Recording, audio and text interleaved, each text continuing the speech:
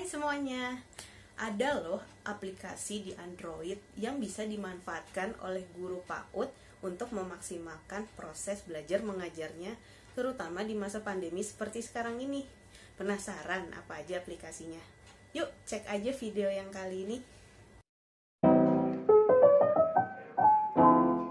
Hari ini aku akan membahas aplikasi Android apa saja yang bisa dimanfaatkan oleh guru PAUD untuk memaksimalkan pembelajaran di dalam kelas maupun di luar kelas seperti yang sedang terjadi saat ini, dan untuk membuat pembelajaran lebih menyenangkan lagi untuk anak di masa pandemi.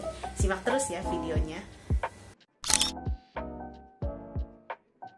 Aplikasi yang pertama adalah Pinterest. Di Pinterest ini kita bisa searching media apa yang mau kita buat, dan dia itu adalah aplikasi search engine yang base-nya itu gambar. Aku pengen cari sensory math tapin. Nah, biasanya kan kita nggak punya board baru tuh, kita bisa klik di create board, terus kita kasih namanya misalnya matematika AUD gitu misalnya. Aku punya board yang aku sering pakai buat cari kegiatan atau dekor. Aku masukin di satu board namanya kids activity, terus ada preschool decor, terus ada desain-desain anak. Biasanya aku buat ini untuk bikin poster, bikin stiker, atau contoh buat buku cerita. Contoh untuk bikin busy book. Pokoknya banyak banget sih yang bisa kita lakuin dengan Pinterest. Kayaknya hampir semua guru PAUD sekarang tuh udah mulai kenal sih sama Pinterest. Jadi mereka udah banyak, yang teman-teman aku aja di kelas kalau tugas bikin media tuh mereka carinya pakai Pinterest. Kita mau nyari permainan apa ya buat anak. Nah, biasanya tuh kita masukin dulu informasi anaknya. Contoh ya, misalnya anaknya di kelas yang lagi kita asuh, simpan. Nah, kalau kita udah masukin usia dan informasi anaknya, otomatis di search engine Chase Play ini akan ngefilter sesuai usia anak kita. Tuh, ada banyak banget permainannya, inspirasi permainan yang bisa kita cari, dan dia ada keterangannya. Di sini tuh yang dikembangkan aspek apa? Oh, ternyata yang dikembangkan aspeknya kognitif, cocoknya usia berapa? 3-6 tahun. Dan ada videonya juga yang nyambung ke YouTube-nya Chase Play. Terus ada tips berdialognya juga, ini keren banget sih. Jadi misalnya ibu tuh bingung gimana ya memulai, misalnya di rumah kita sebagai ibu atau misalnya kita sebagai guru bingung mau ngasih tips ke orang tua ketika nyampein materi ini buat belajar di rumah. Ini gimana ya caranya saya mulai permainan ini sama anak saya? Oh, bisa gini aja bunda. Nah, lembar kerjanya tuh udah disediakan, kita tinggal print. Tapi sebenarnya sih kalau yang kayak gini-gini nggak usah di print kali ya. Kayak bikin origami ini kan kita tinggal lihat tutorial gitu loh. Tapi kalau di Chase Play kita tuh dapat cara buat nyampein ke anaknya, terus dapat tutorialnya dan ada videonya langsung tanpa kita harus klik lagi yang diarahin ke link lain. Itu sih yang menyenangkan. Oke, pokoknya nanti kalau mau cari tahu soal Chase Play tinggal download aja di Play Store gratis. Ini ada contoh-contoh kegiatan di Chase Play, ada menggambar dengan menjiplak bentuk. Tuh. Ada bermain jemur baju. Lucu banget pakai origami dan sangat gampang. Lalu ada membuat balon ubur-ubur. Lucu banget, gemes. Terus ada story-nya. Ide aktivitas sehari bersama ayah, membuat sarapan, lari pagi, menggambar. Ini punya lembar kerja, warna-warninya lucu banget, menggunting bentuk. Biasanya untuk anak 3-5 tahun, belajar motorik halus, mencari angka yang sama, menggunting es krim. Lucu banget, jadi dia udah nyediain gitu loh lembar kerjanya untuk dimainin. Tinggal kalau di rumah ada printer tinggal di print, tapi kalau nggak ada tinggal titip ke warnet untuk di printin. Biasanya sih kalau lembar kerja kayak gini lebih bagus printnya di percetakan ya, dengan kertasnya tuh kertas yang tebel gitu loh, art karton, biar bagus dan kuat dimainin anaknya. Karena kalau kita print pakai kertas HVS hasilnya nggak akan sebagus art karton. Banyak banget, lucu-lucu banget sih gambarnya, ya ampun. Child's Play, siapa ilustrator kamu? Aku jatuh cinta sama ilustrasinya. Ada main origami dinosaurus, lucu banget, gemes gitu.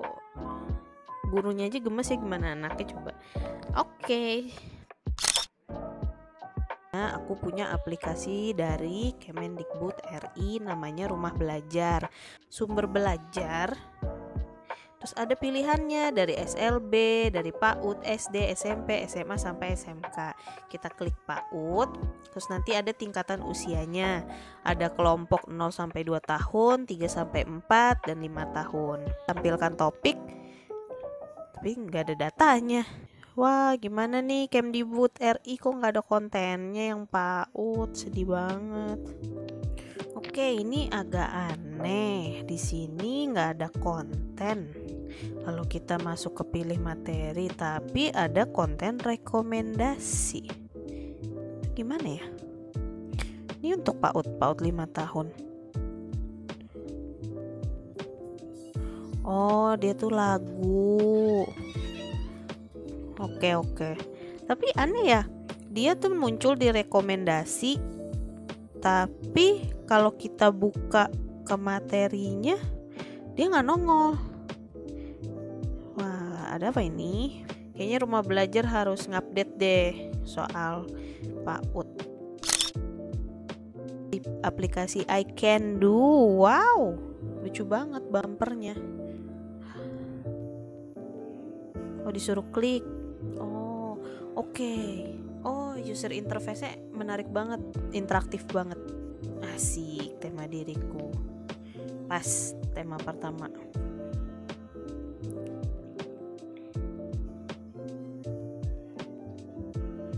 Oh, kayaknya ini benar-benar aplikasi yang dirancang untuk anak usia dini, karena kita bisa lihat di sini tema-temanya ini adalah tema-tema dari K13 kan. Dan dia itu benar-benar harus bertahap ya, nggak bisa di skip. Jadi kita harus nyelesain tema yang pertama dulu, baru kita lanjut ke tema berikutnya. Oke, make sense, keren banget. Jadi dalam satu aplikasi ini yang dia sebut Desa I Can Do, di dalam desa itu sebenarnya adalah materi-materi pendukung untuk setiap tema pembelajaran. Jadi di sini ada permainan, ada referensi, terus ada apa ini? Ada pusat mainan juga.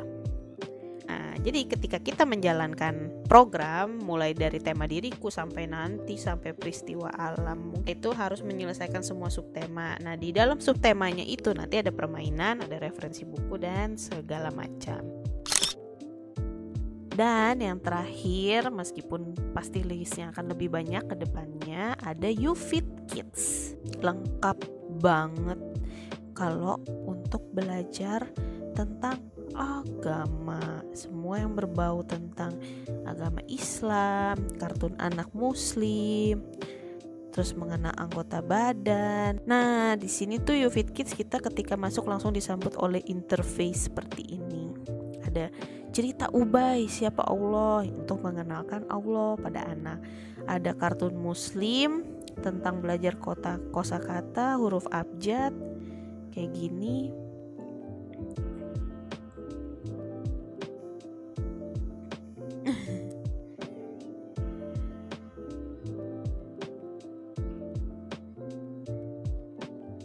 Jadi sebenarnya aplikasi YouFit Kids ini lebih untuk jadi tools buat bukan nyambungin ya, tools buat nge-bridging penontonnya daripada buka YouTube.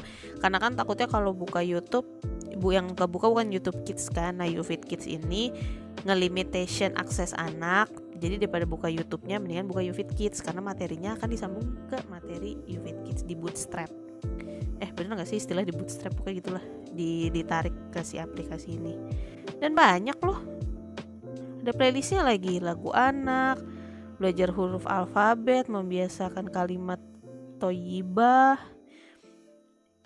mengenal angka, belajar doa harian. Dan ini keren banget, bagus banget, suka. Good job tim YouFit Kids.